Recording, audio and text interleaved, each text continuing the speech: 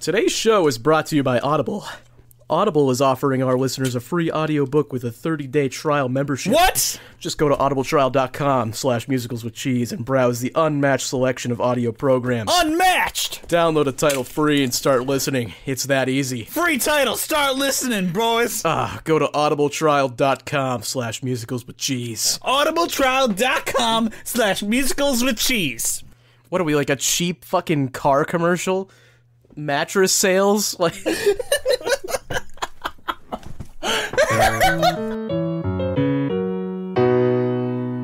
Hello, I'm Jesse McAnally. And I'm Andrew DeWolf. And welcome to Musicals with Cheese, a podcast where I try to get Andrew to like musical theater more. How are you today, Andrew? I'm doing fantastic. How are you doing, You gotta Jess? meet my energy level, Andrew. I'm up in the energy. Let's go. Up the energy. Do you know why? Because I'm manic. I'm depressive, so we're gonna even out. Yeah, we'll be fine.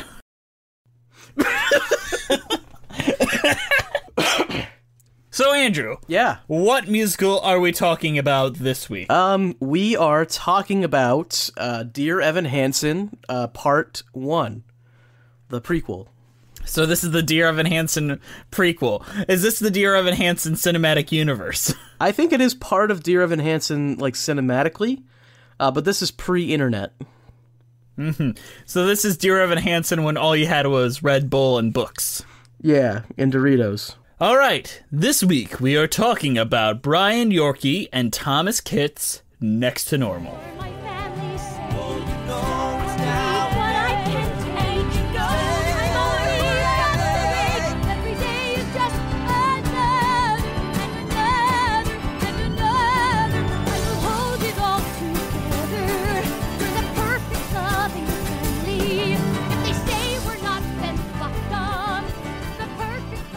Next to Normal is a 2008 American rock musical with a book and lyrics by Brian Yorkey and music by Tom Kitt. The story centers on a mother who struggles with worsening bipolar disorder and the effects that her illness and its management have had on her family. The musical also addresses the issue of grief, suicide, drug abuse, ethics in modern psychiatry, and the underbelly of the suburban life. Next to Normal received several workshop performances before its off-Broadway debut, winning the Outer Critics Circle Award for Outstanding New Score and receiving the Drama Desk Awards nominations for Outstanding Actress for Alice Ripley and Outstanding Score. After an off-Broadway run, the show played at the Arena Stage in its temporary venue in Virginia from November of 2008 to January of 2009. The musical opened on Broadway in April of 2009. It was nominated for 11 2009 Tony Awards and won 3: Best Original Score, Best Orchestration, and Best Performance by a Leading Actress in a Musical for Alice Ripley. It also won the 2010 Pulitzer Prize for Drama, becoming the 8th musical in history to receive the honor. The previous musical to win the Pulitzer Prize was Rent in 1996, which was also directed... Yippee! Yeah, Andrew's favorite. Which was also directed by Michael Greif. And awarding the prize to Kitt and Yorkey, the Pulitzer Board called the show a powerful rock musical that grapples with mental illness in a suburban family and expands the scope of the subject of matter for musicals. They did it. So, Andrew, tell me a little bit about Next to Normal and your, just general thoughts about it up front. When I was watching it, I was getting kind of a falsettos mixed with a better version of Dear Evan Hansen kind of feel to it. You got the family dynamic, the mother who is losing her grip, and then you have the dead kid.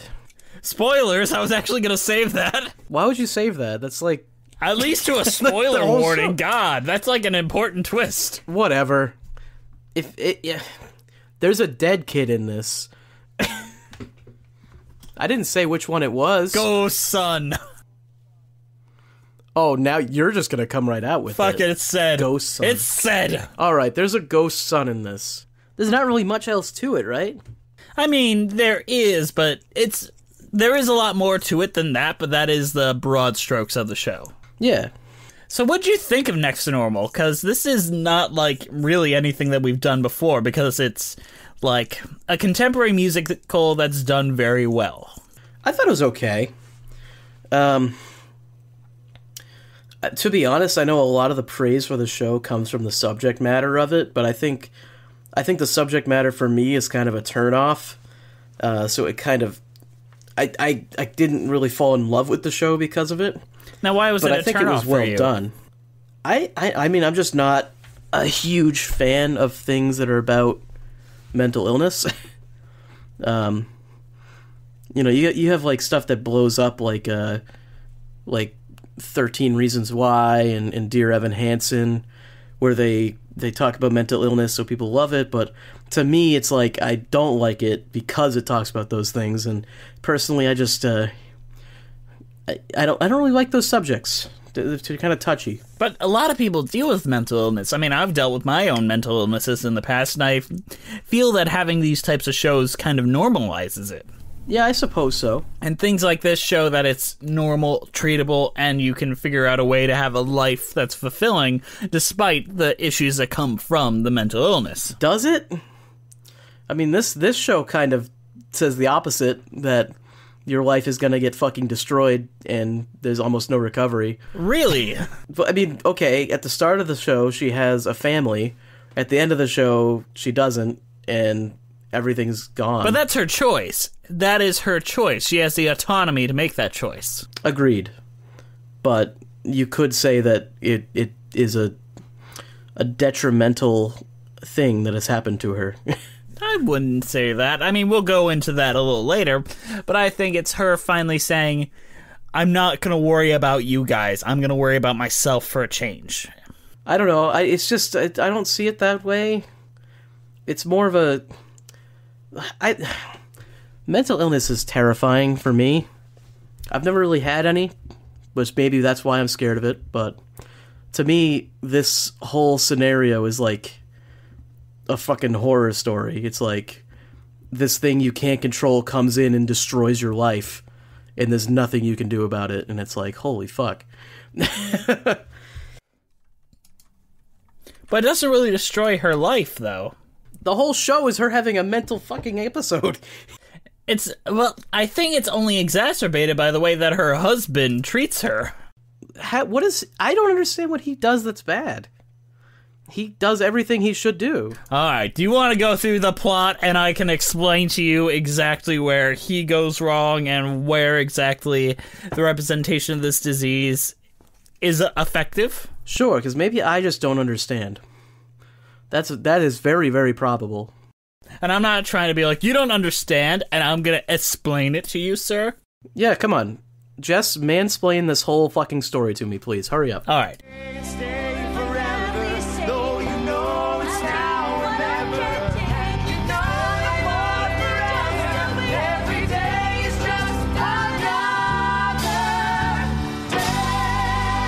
Alright, so the show opens on Diana. We see her son, like, coming in late, and she has a conversation with him, and pretty much for the first third of Act 1, it's just her and the son talking alone. They do some stage tricks to make it seem like that she's talking, he's a part of the family, but really he's a figment of her own hallucinations. I'm glad that they revealed that early on, because it would have been a twist that we've all seen before if it was just revealed at the end. Oh, he wasn't real. Oh, shit. Sixth Sense. Yes. And she has a living, real daughter, Natalie, who is a bit of a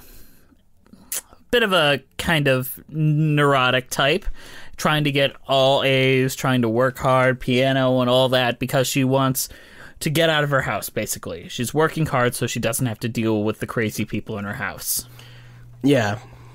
And then she falls in love with some stoner kid.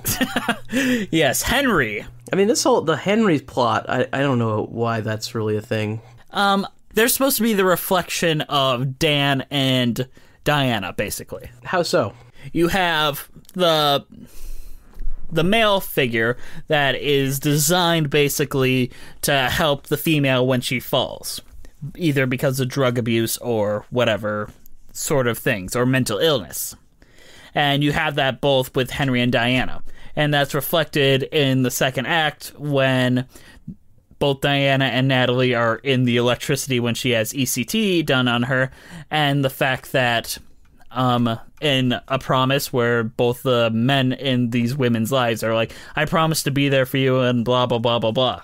It's my job to help you. And both of them finally learn eventually that they need to keep their space and whatever things they eventually need to help figure out for themselves as well. So it's reflective stories. Whereas Diana is afraid that she'll never see normality, Natalie's afraid that she is crazy and doesn't know it, or in her own words, or that she has a mental disorder and she just isn't aware of it yet. Or that she secretly likes jazz. Yes, because that is a metaphor used in Act 1. That's nice. I mean, for jazz. I am totally pretending you didn't say it that way. It's just that the thing with jazz is, how do you ever know if you got it right? It's just making shit up. Which is also known as the act of creation. Oh, you're one of those pretentious stoner types. Wrong, I'm not pretentious. I'm definitely not classical. So rigid and structured. There's no room for improvisation. You have to play the notes on the page. Yeah, and what did Mozart know anyway? He should have just smoked a bowl and jammed on Twinkle, Twinkle, Little Star. Classical music getting the shaft again. Always a negative metaphor for classical music. I mean, classical music is used as structure and perfection in the way that Natalie wants her life to be. And jazz represents improvisation and craziness as what her life currently is. You know, you improvise in classical music, right? People know that, right? I don't play classical music. Like, when you do solo piece of classical music, you do improvise on it. That's an actual thing. I just want to put that out there. Like, jazz is not the only music you improvise on. Just throwing it out there so people know. Yep. We're an educational podcast. The more you know. We're educational, because that did kind of peeve me. And I'm tired of seeing classical music being shown as like, oh, it's that boring one where you play what's on the page and that's it. But Diana had a freak out one morning while making everyone sandwiches and just started making sandwiches on the floor and all over. So her husband, Dan, is like, okay, we need to take you to the hospital. And she's just all over the place there as well. Like, not quite. All these pills are either numbing her, making her constipated, and all the side effects are worse than her actual manic feelings. Goodman Diana, second adjustment after 3 weeks. Delusions less frequent, but depressive state worse. I'm nauseous and I'm constipated. Completely lost my appetite and gained 6 pounds, which, is just not fair. I'm not really sure what to do with that. What do you mean? What's the message there? Like, what is the message there? Like, don't take your pills because they numb you? The message there is it's not an exact science, and basically we're using humans as guinea pigs. It's a criticism of how psychiatric medicines are doled out. Yeah, I mean, that is true, but what's the alternative? It definitely does not say that medication is bad. It just says that it's not quite where it should be, and that's an issue. Yeah, but with that sort of thing, the only way to progress is to keep doing this until we get something that works. Yes, but we shouldn't be using humans as guinea pigs. But we also need to get these people help. It's crazy. Mental health is such a crazy thing where the only way to figure out what works is to try it on humans. Because unlike animal testing, that just won't work. Yeah, so what I'm saying, like, we can't use humans as guinea pigs, but at the same time we have to. So, like, what's the message? Like, oh, this is bad, but there's no alternative? You see, this is one of my few issues with this show, which is I don't think it quite knows what it wants to say about the pharmacology world, but I enjoy much more what it has to say about the family dynamic of dealing with this disease. Like, Act 2 is a much stronger section of the story than the, like, indictment of pharmaceuticals. Yeah, like, I don't really, like, personally, I don't like the criticisms on medication, and I see that all the time in media where it's like, oh, they're just pumping these mental health patients full of meds and it's just bad. But it's like, what's the alternative? They just they live with mental illness. Like, that's obviously a worse alternative. So I think the family dynamic in this is where it actually is good, though. I agree with you on that. I think that's the strongest part of that. And originally, the show started as a 10-minute opera, literally just about the indictment of pharmaceuticals called Being Electric or Feeling Electric. Yeah, where it was all about electroshock therapy and all that. And eventually they discovered that the family dynamic was the more interesting thing. And I think the only thing that really makes this a musical is the daughter character. Yeah, I know Andrew is 100% going to disagree with me about this, but she is the main character and the hero of the story. I mean, she gets the I Want song. She has the drive. I mean, I think I disagree with you on what makes someone a main character, but I think that, yes, she probably is the protagonist. I don't think she's the main character. The main character is the person that gets the most screen time. I'm just saying she's the one with an obvious goal, she's the one with a drive and trying her best to get through it, and the one with hurdles, where everyone else just kind of falls through life, and the other alternative main character we have basically is no longer herself for a majority of the second act. Yeah, but I think that she still is the focus.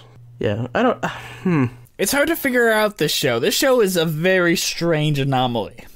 It both follows the rules of musical theater structure and breaks them very, hand in hand. Natalie and her stoner boyfriend, Henry, officially start dating. And I think it's a really cute scene where he basically is like, I will do my best to be the best person I can be for you. It feels genuine, and I like that scene a lot. I like their relationship a lot through this. It's much healthier than Dan and Diana's, at least. Is this before or after he wants to use her mother's drugs? He doesn't... This is before, but he doesn't want to use the mother's drugs. He's just like, other people would have done this. I don't do that because I like weed. What a good person. But Natalie...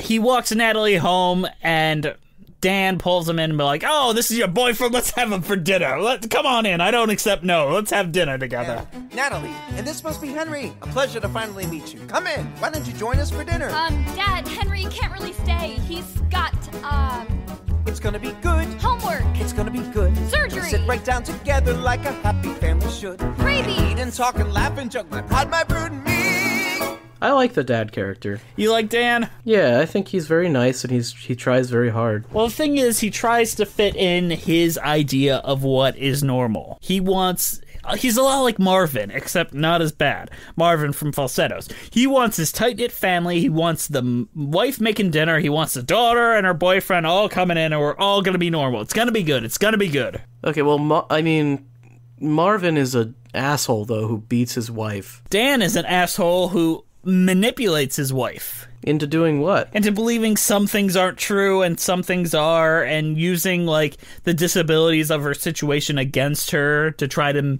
reach his normality.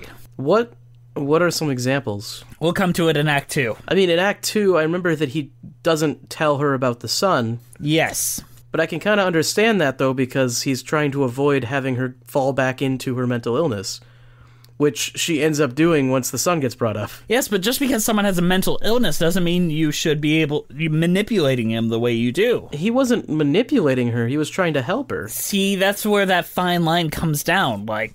If this thing is, part of what you view as crazy, is manipulating her to, avoid that and, hide parts of her life? Having literal hallucinations is crazy, though. I mean, you can't deny that. She's literally hallucinating someone and has been for the past, 17 years? That's a major problem. And he's also, resentful of her for having this. He's, kind of assisting her the best he can, but resentful for her being like this in the first place. I feel like everyone, if you were in that same situation, you probably would be as well. Yes, but... Because when you're stuck into a situation where you have to take care of someone, there's going to be some feeling of man, I wish I didn't have to do this. But the fact is, he rushed into the relationship early on, demanded that she marry him, and basically admits that the only reason why he liked her mania is because he enjoyed the sex. Do I not remember this part? It was in Who's Crazy. Oh, geez. So I sometimes miss fucking plot points that are literally only a lyric in a song. Yeah, you gotta pay attention, Andrew. So, at this dinner I mean, with... it's hard to fucking... Lyrics go by so quickly. It's hard to, like, pick up every little detail that's spat out, like, in just one line, you know? Like, I don't remember that part of the show because they never talk about it again. So, Diana, like, after, like, feeling numb from all this medication, flushes them down the toilet at this, basically the reassurance of her figment of her imagination son, who will consistently promote her doing the worst possible thing for her throughout the entire show. Yeah, the son is definitely the antagonist. He's the devil on her shoulder being like, you should flush your meds, you should kill yourself so we can be together. Yeah, he's a bad influence. Yes, and it's very interesting to see that played out. But because she flushes her meds, she brings out a birthday cake for her dead son, who died when he was an infant and now exists as basically a figment of her imagination. And Natalie, her daughter, just freaks out and is like, fuck this, I'm done, I'm going upstairs. And Henry's like, well, I gotta deal with that. And Dan's like, dude, he's not here anymore. We need to take you to the doctor. And I've been here your whole goddamn life figuring this out. And you don't know what it's like to be me. And she's like, you don't know what it's like to be me either. It's just a really sad moment. Mm-hmm. And then it's like accompanied by this rock riff, basically. Is this a common thing, like parents hallucinating their dead children? I can only imagine it must be. I can't imagine it's not. Like, it doesn't seem crazy. But basically, the scene turns into a competition between Dan and the figment of the imagination's son about who is the most emotionally, sexually, and altogether more thrilling person to be with. And believe it or not, this figment of Diana's imagination is a sexual figure. There's a reason why, like, one of the early scenes we see him shirtless and showing off his abs and all that. And the way that he looks at her is in a sexual nature because, like all diseases, he is representing everything that she is looking for. Oh boy, this incestual and mental illness. This can we have put a trigger warning here, or? Yes, it is dark, but in the end of that scene, like, she chooses her son over her husband. Everything's so bad. This show is so depressing, Jess. But a few days later, Dan takes her to a new doctor, Dr. Madden, and as she keeps going to these therapy sessions, her son just asserts his presence, singing the song, I'm Alive. I'm alive, I am so alive. I'll tell you the truth if you let me try. You're alive, I'm alive, and I'll show you why. I'm alive, so alive. It's a pretty good song. It is, but it's really, like, it's a villain song, basically. It's really catchy, but yeah, it's basically just like her hallucinating this kid who's just screaming at her, which is not good. And the daughter describes her feeling of inadequacy to this son that's dead. Like, he's this perfect thing, and I am literally nothing to my mother. Why do we always talk about the heavy ones? Literally last week we talked about Love Never Dies, so shut the fuck up. You're right, but what do I say here, Jess? How do I make this comedic? This show, you cannot make it comedic. Although, ironically, the version that I watched, there was several times where people were laughing, so I guess it is funny. I mean, this show does have some pretty good laugh moments in it. It's not a depressing, like, experience to watch. I mean, I personally thought it was depressing. I don't know, maybe seeing it live is different, but watching it was like, it's just watching this fucking destruction of this family and this woman just falling apart. Oh my goodness. The therapist starts doing these hallucination trials on her, which makes her feel drained every time she comes home. She is just destroyed every time she goes to therapy at this point, because, like, she's going through these hallucinations. On top of that, she's going through therapy that involves, like, induced hallucinations. And finally, Diana decides it's time to let her son go. And she tries to clean out her son's things, and she finds a music box that plays a tune, and suddenly her son Gabe comes out in a suit and starts dancing with her. And after the song's over, he invites her to come to a world with him. And at the end of the song, we discover what that means. And it means that she tried to kill herself. I like that Jess laughs when he says that. Fuck you. She tried to kill herself. It was meant to be a pause for dramatic effect, but but you chuckled. Jess, it's not funny. She tries to kill herself, but it's a seduction song. Basically, it's him using his sexiness to convince her, like, hey, would I lie? Yes. And it's effective enough where she does try to kill herself, and she is sedated at the hospital, and the doctors are now recommending ECT, which is electroshock treatment, basically. Now, I've heard ECT is very effective, but in this show, it portrays it as almost like a fucking brain wipe. It can be. It can lead to a lot of memory loss. Some are more lasting than others. But I've heard it is actually a good treatment. It can be. Yes, it can be. Although they're comparing it to One Flew Over the Cuckoo's Nest, which is obviously a negative portrayal of ECT, yes. This sort of treatment. So, I don't know. It seems like this show wants to have a negative portrayal of both mental illness, which is fair, but also a negative portrayal of the things that help solve that. So it's like everything is just negative. Well, the thing is, the Doctor is never portrayed as willfully, like, indignant, mean, or trying to hurt anybody. I like the Doctor. I feel like the Doctor is one of the more sympathetic, actively trying to help her situation. I mean, that is true, but they do also have her hallucinate him, like, coming on to her and shit like that, which can be seen as, like, a negative show, too, so... And it does show the ECT has worked when she comes out of it, despite the side effects. Doesn't really, though, because she goes back into it once she remembers who her son was. And I've never had to face the world without her at my side. Now I'm strolling right beside her as the black hole opens wide. Mine is just a slower suicide.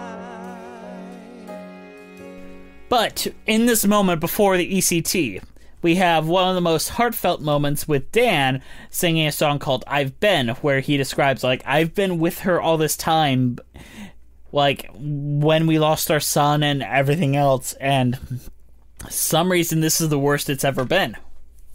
And I think that's, like, his, like, I just want everything to be normal. But it's also him saying, I don't want to be alone. Like... having her be well is the only way I cannot be alone. Like, it shines a light on Dan's, like, fear of being alone. I feel really bad for Dan in this, and I guess maybe I missed all the fucking shit about him in that one song, but everything you see of him, it's like, he's suffering with her, and it sucks.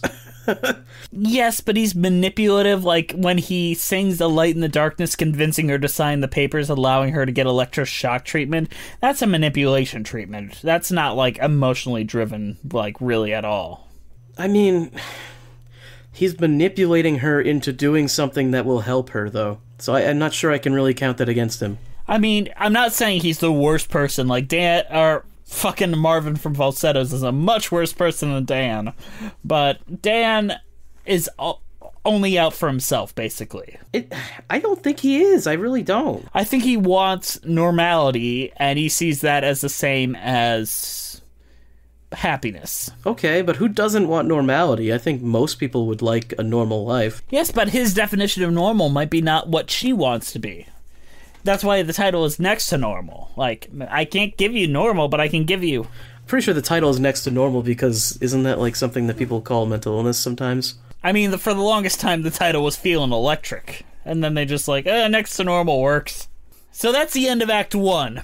I don't think that he does anything that bad in this show. I really Let's don't. move on to Act 2. You ready? Sure, I'm ready.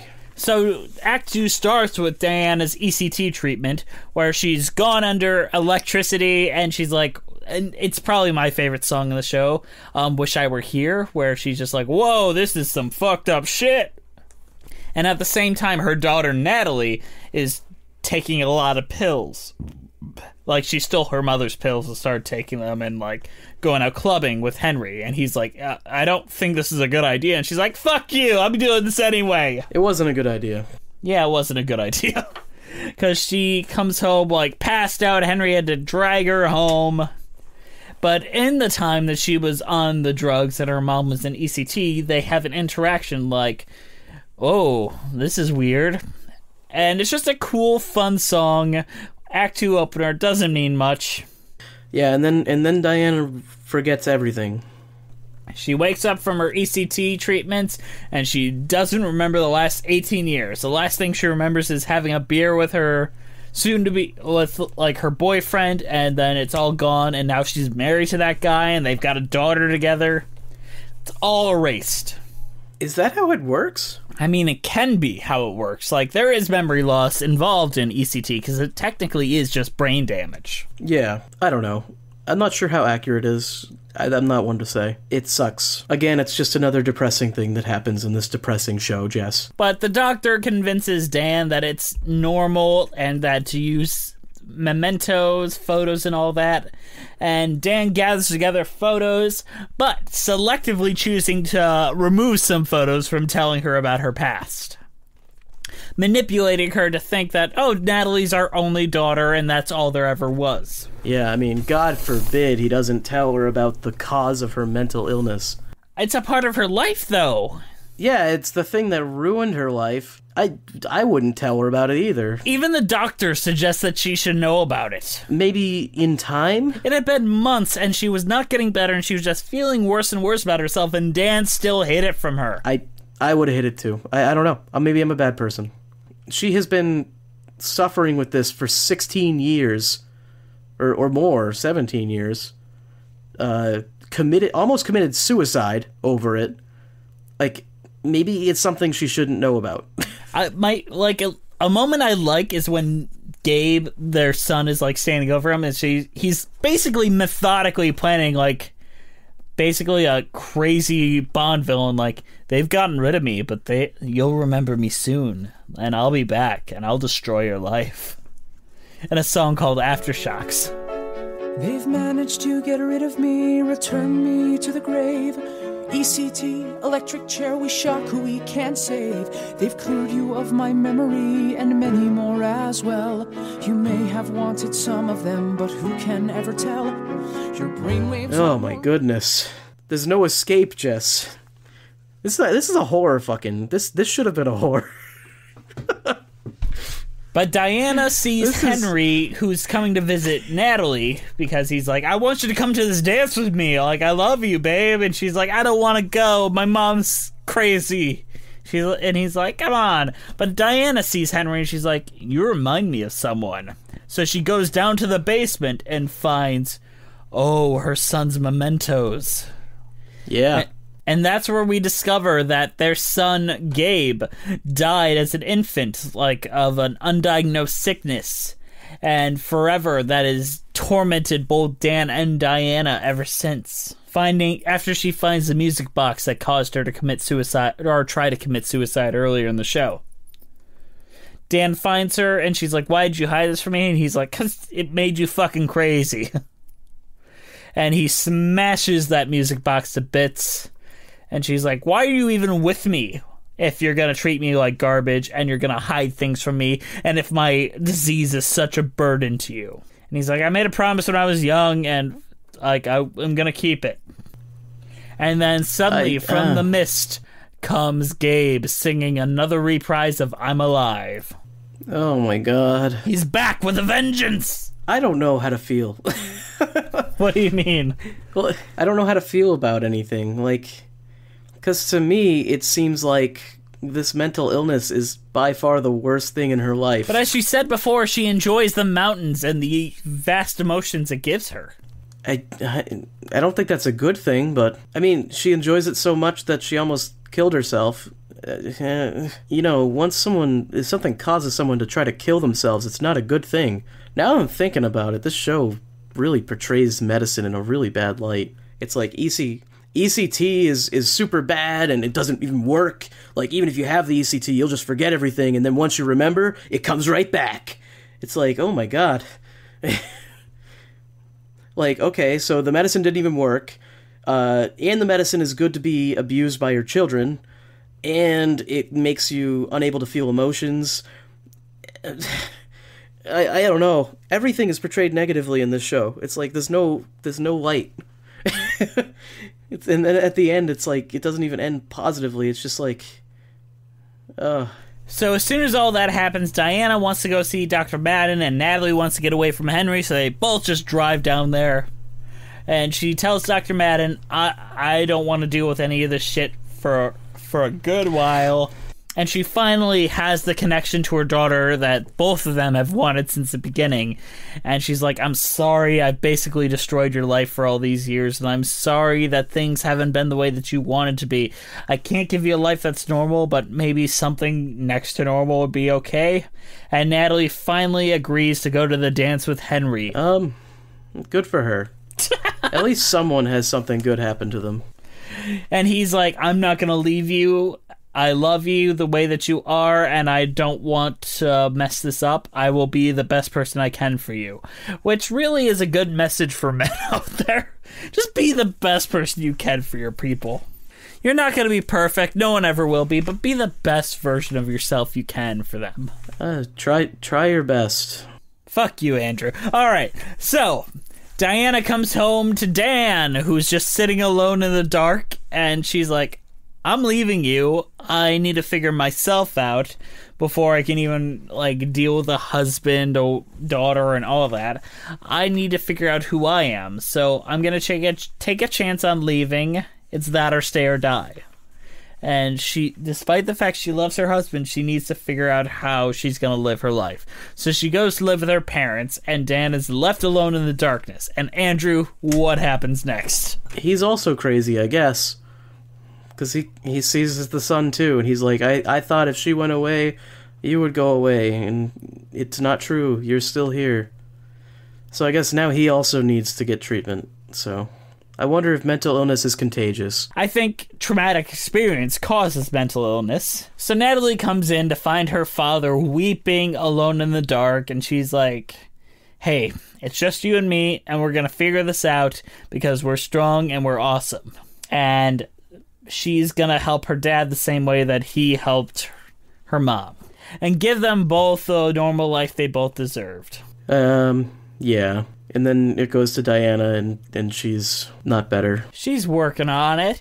He goes to Dr. Madden, trying to, like, figure out some information on how Diana's doing, because, you know, he can't just live his own life. And Dr. Madden's like, yeah, she's doing treatments, but maybe you should see someone. Yeah. He probably should. This whole show just makes me sad. Why does it make you sad? What do you mean, why does it make me sad? It ends on a pretty upbeat note. By whose measure? I don't know, they all find their, like, happiness. He finds happiness in his daughter and her new boyfriend and all that. Diana finds happiness in figuring out herself. Literally no one is happy at the end of this. I'm not sure what you're talking about. The only person who maybe is happy is Natalie. What about Gabe? Gabe's pretty happy. Gabe doesn't exist. He's dead. He's still staring over the family in the end. Oh, which is not a good thing. What do you think of this show's portrayal of mental illness? I think it's accurate, but has probably a lot of issues, especially in the 11 years it's been since it originally came out. I can't, it's not that bad. And honestly, as someone who's never suffered from anything in terms of mental illness, I obviously don't have the most experience to speak from, so I don't really want to judge too much, but all I can say is that this whole show made me very sad. And I will say that I did really dislike the portrayal of medicine as like a bad influence, or as like something that is not good. That I think that is kind of bad. I mean, a lot of antidepressants aren't effective, and quite often they cause people to go into even higher mania or depressiveness that even leads to suicide. So I think it's made a lot of strides in 11 years from when it was originally performed in 2008, but still, there's still a long way to go as far as, like, medication is. Yes, but if you take this show at face value, it's almost, you could come away with the thought that you should just not seek treatment, because if you seek treatment, bad things will happen. Well, that's fair. Well, Andrew, do you want to go into a mid-show announcement? Sure. Hi guys, sorry to interrupt you in the middle of the show, but today's show is brought to you by Audible. Audible is offering our listeners a free audiobook with a 30-day free trial membership. Just go to audibletrial.com/musicalswithcheese and browse the unmatched selection of audio programs. Download a title free and start listening. It's that easy. Go to audibletrial.com/musicalswithcheese to get started today. Why Audible? Audible content includes an unmatched selection of audiobooks, original audio shows, news, comedy, and more from the leading audiobook publishers, broadcasters, and entertainers. This week, we're recommending The Broken Places by Ace Atkins, narrated by Brian Darcy James, who was in the original off-Broadway cast of Next to Normal and later returned to the Broadway cast.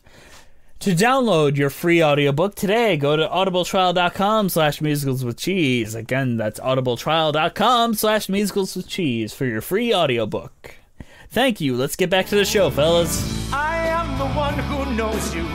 I am the one who cares. I am the one who's always been there. I am the one who's helped you. And if you think that I just don't give a damn, then you just don't know who I am. Andrew, do you want to talk about the songs? Oh boy, howdy, would I much rather talk about the songs than the story. Alright, so the first one I want to talk about, really, is I Am the One between Dan, Gabe, and Diana, where basically Dan is like, I've been here this whole time, believe me, I love you, and Gabe is like, come on, I'm your son, I'm also sexy, yeah man. And it rides that line very well between, like, cringy and, like, effective. I did like the song very much. I think it was a very effective and intense moment, where it's like they're kind of fighting for her, basically. Yeah. It's the right use of rock in this musical, which I think is not always used right in this show. As far as plot-wise, it works very well, where it's like Dan is the one who wants to help her, Gabe doesn't want to help her, but she's tempted more by Gabe, more so. Because it's the mania. It is a representation of the mania. And I feel like the show, especially in moments like this, it wants to show that, like, mental illness it's very hard to help people that have it, unless they really want to help themselves or something like that. I'm not really sure what to say on that. I think it's supposed to show how seductive that mental illness can be. Yeah. Where, like, even people who want to help you just can't reach past it. So it's just very difficult. I think I'm Alive does that as well, where basically the doctors are trying to help her, and the mental illness is just screaming over it, like this like catchy song, like, oh, isn't it way better to just not get help? Exactly. It's like, here's a catchy rock song that will drown out any dissenting voices, no matter what. And it's also just like he's pole dancing throughout it, so it's also like the sexual tantalization of it. Yeah. It's, as far as how they portray mental illness, I think they do it very well through the music and through the staging. I think that is how they do it is very interesting. As far as their messages in it, that's probably where I'm not hugely in favor, but as far as how they do it, it's very well done. I agree, and I think the use of music to represent it is very effective as well. Yeah. I think especially when we're talking about the plot, I think where I'm really not agreeing with how they represent it is more in the messaging, as far as it's very hopeless, This musical, it seems like it's like there is no help. Like, you can't, doctors won't be able to help you.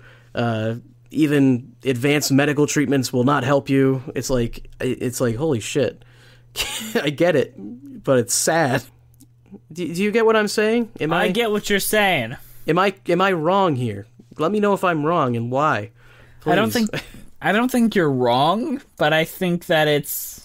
Well, I mean, maybe I'm overthinking it, but when I'm interpreting something like this, I'm thinking, well, I mean, what is the moral here? What are they trying to tell me?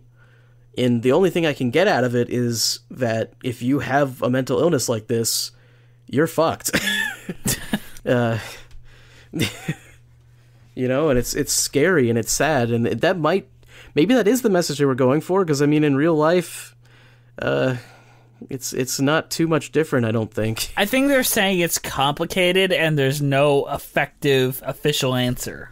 Yeah, that's probably a better way of putting it.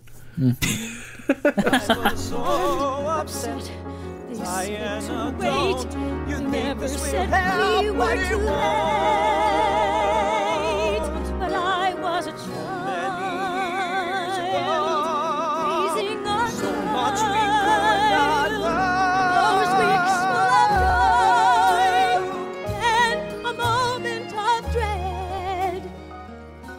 Someone simply said, "Your child is." One of the main songs that breaks my heart is How Could I Ever Forget, which is Dan and Diana basically describing the day that their son died.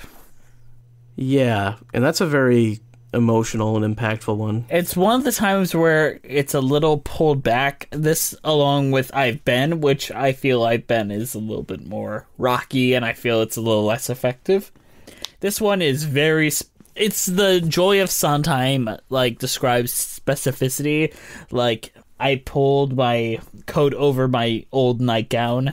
They said babies cry, and then he laid there so still. Like, those specific descriptions are what makes this song so heartbreaking. Yeah, I mean, it's hard to talk about a child dying, especially like a baby, without it being sad. But and seeing parents doing the right things about it. Like, they took her to the doctors and they say, "Oh, babies cry." Yeah, yet another example of them dissing on medical practitioners. I mean, but the thing is, Dr. Madden is always portrayed This show pretty fucking positively. hates medicine. I don't think it hates medicine, but it is very critical of medicine.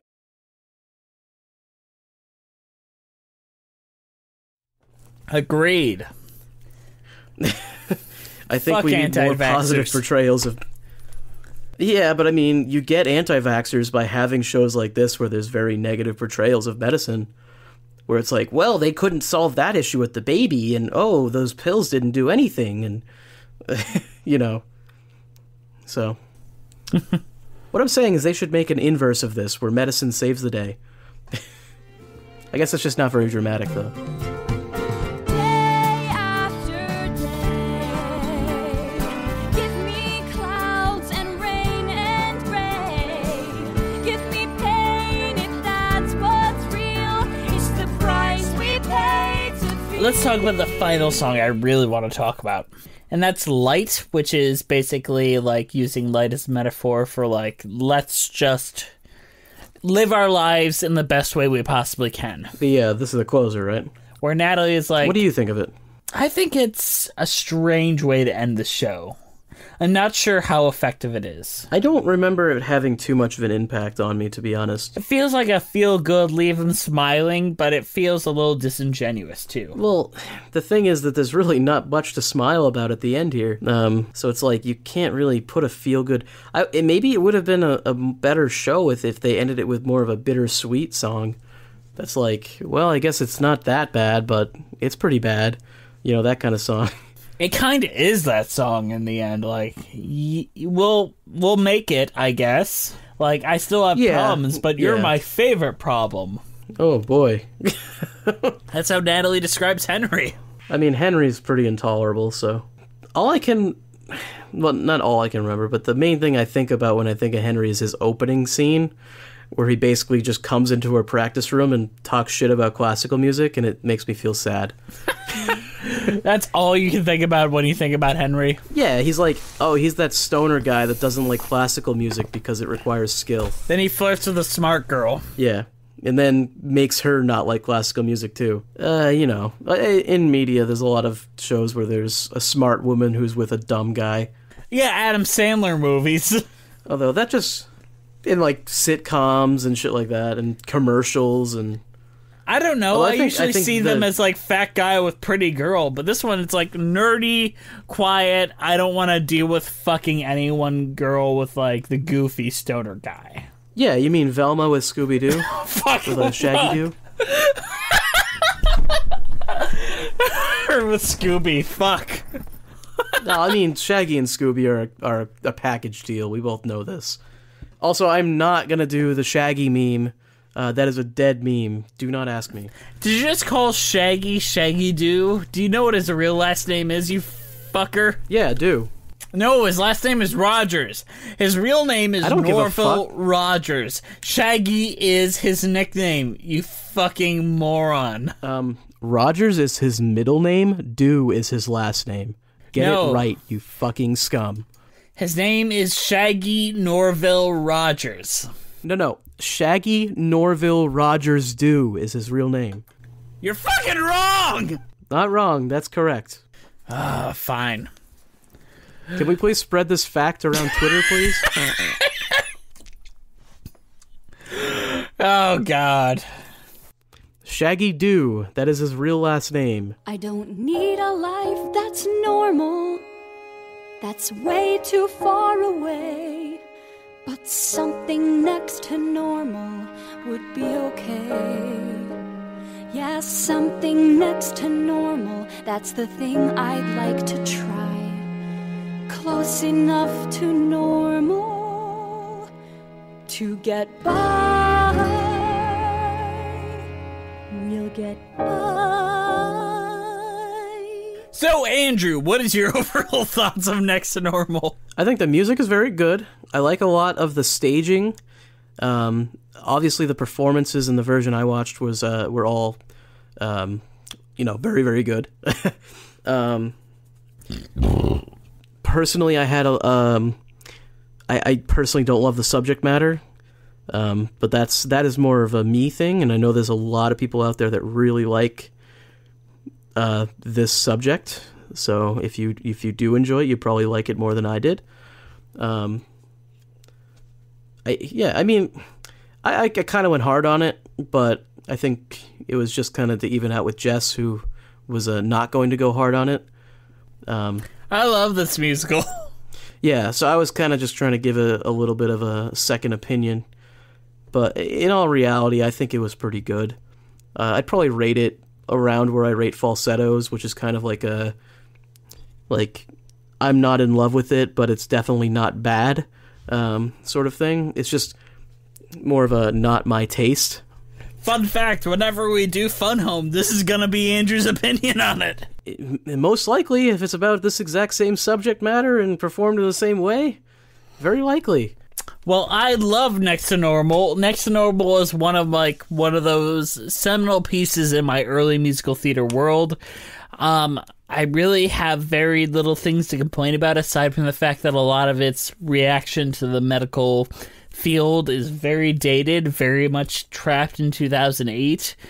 But and another thing I have an issue with in the specific Broadway recordings is this show belongs in a much smaller setting. Like, I've seen this several times in community theaters and all that, and that is the way to experience Next to Normal. That is the best way to experience it. It is a great show for, like, low budget community and college theater, and you can get great performances out of young actors. And I think if you're gonna go see it that way. It's a great experience. Next to Normal, highly recommended. Andrew, what is your cheese rating? I'm gonna give it like a Italian, like a 4 cheese mix, because I have a very mixed opinion about it.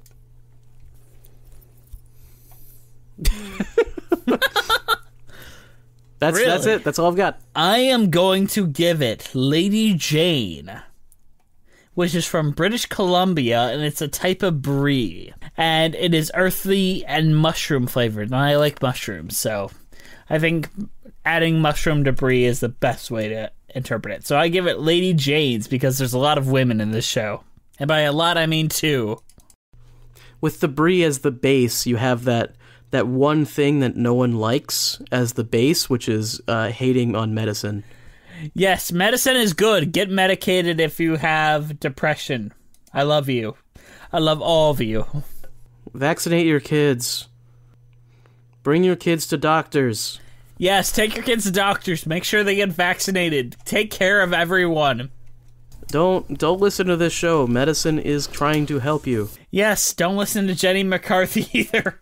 Definitely don't listen to Jenny McCarthy. She is much worse than this show. Yes, Jenny McCarthy is a bad person. Jenny McCarthy is actually a bad person, and I am literally upset that she's still famous. Also, Donald Trump is our president, and he has also endorsed anti-vax in the past. He is a terrible person as well. Yes, and honestly, I would say anti-vax is probably of the top three worst things he's ever done, and he's done a lot of bad things. Yeah, he put children in cages. Yeah, well, I mean, putting children in cages, getting children killed by the measles, they're kind of pretty close. So hey, folks. Today's show is brought to you by Audible. Audible is offering our listeners a free audiobook with a 30-day free trial membership. Just go to audibletrial.com/musicalswithcheese and browse the unmatched selection of audio programs. Download a title free and start listening. It's that easy. Go to audibletrial.com/musicalswithcheese. Yeah, bitch. Thanks everybody for watching our show or listening to our show. We don't really have anything to watch. Check us out on iTunes, Spotify, and Stitcher. Leave some reviews for us, please. We are on Twitter at Cheesy Musicals. We're on Instagram at Musicals with Cheese. Our YouTube page is Musical Theater Lives, and you can hit us up with an email at musicaltheaterlives@gmail.com. We do also have a Patreon. What is that at? That's at Musicals with Cheese. So yeah, if you'd like to give us your money, feel free. You don't have to. Our title card was created by Jolene Casco. Her Instagram is Jolene Casco, and she is very very talented. And we will see you guys on the next show, hopefully. All right, thank you guys for listening to Musicals with Cheese. I'm Jesse McAnally. And I'm Andrew DeWolf. And we'll see you next time on Musicals with Cheese. Yeah! And forgive me if I offended you. I know not what I say.